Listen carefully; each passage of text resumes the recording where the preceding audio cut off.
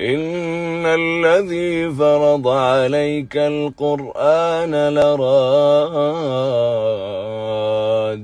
إلى معاد قل ربي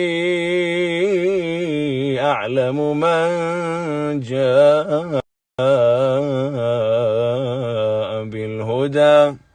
ومن هو في ضلال مبين وما كنت ترجو أن يلقى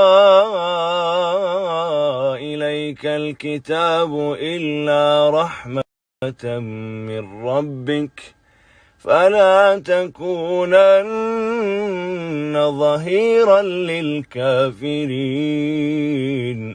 ولا يصدنك عن آيات الله بعد إذ أنزلت إليك وادع إلى ربك ولا تكونن من المشركين ولا تدع مع الله إلها آخر لا إله إلا هو كل شيء هالك إلا وجهه